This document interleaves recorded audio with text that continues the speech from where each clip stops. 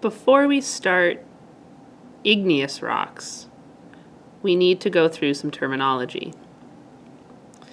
We have the textures of the stones is really important in how we ID igneous rocks. So the first one is Phaneritic texture. Phaneritic texture, you can see all the individual crystals. So you have large crystals.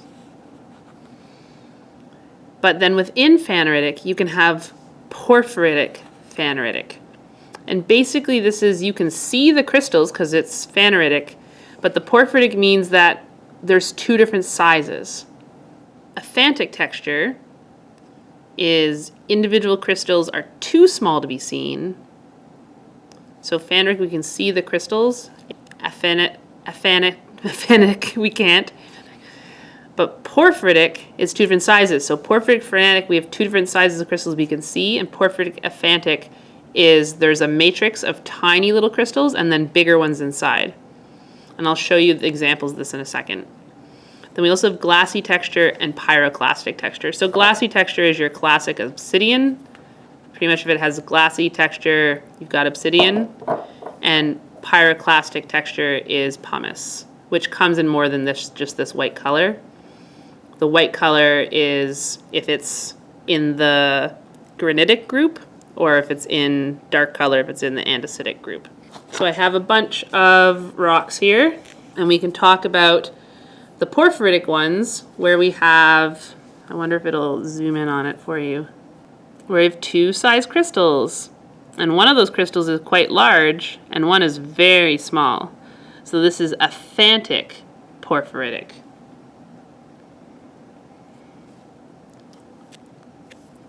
And then here's one where they're all tiny, tiny, tiny. We can't even see them. So that's just plain aphantic. And then here's one where the crystals are large enough we can see them. So this one's phaneritic. And I think it's just plain old phaneritic. I think they're all mostly the same size. So it's not porphyritic phaneritic, it's just phaneritic. On this page it shows you different examples. I'll take a picture of this so that you guys have this. This lab manual is great. I wish you guys all could own one. But I'll make sure you have pictures of all the pages. So this is what we talked about in the lecture, where with igneous rocks, a lot about it is what temperature it cools at. So these minerals, the lighter colored minerals, cool at colder temperatures than the dark colored minerals. So you typically see these deep down in volcanic deposits where you see these ones more frequently in the continental crust. So this is sort of one of our classic stones. It'll focus. And if you can see, there are some pieces that have cleavage and some pieces that don't.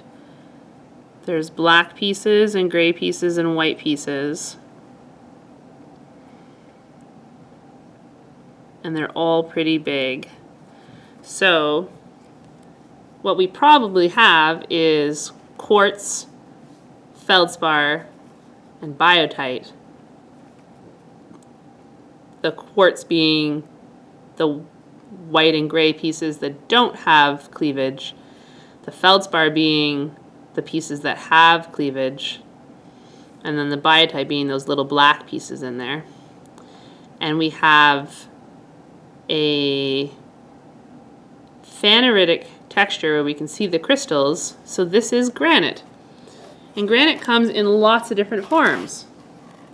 This is also granite. This one is just with the pinker feldspar, and this is the one with the paler feldspar. This is also, might be an example, no, all the crystals are the same size. Where you can see, I'll bring it up close. I thought maybe it might be porphyritic, but they all look to be the same size. So granite can come in different colors. And then we have this one.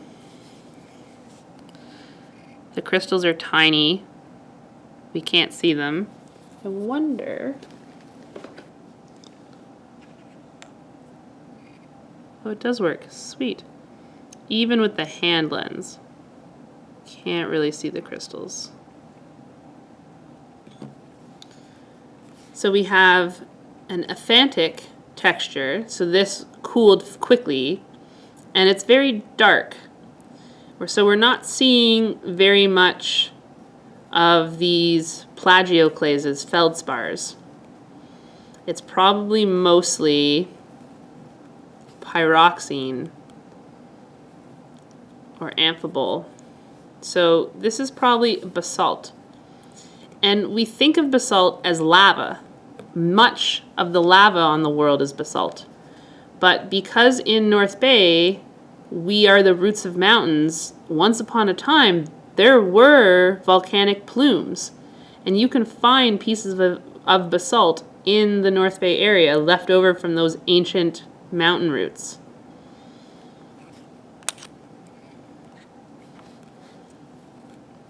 So this one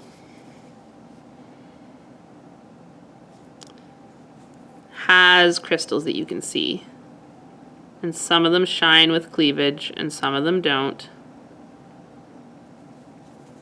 But their coloring is pretty plain.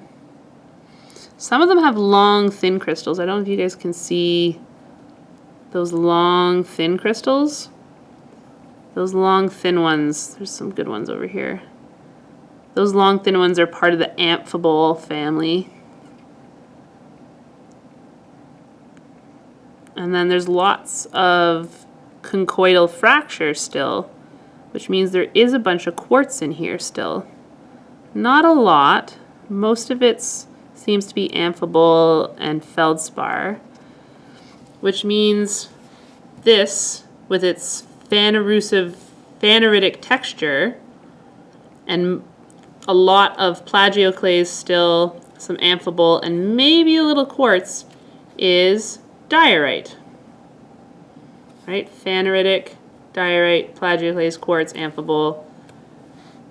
That's what this one is. So again, all of these igneous groups are to be found somewhere around. This one I'm not 100% confident in what this is.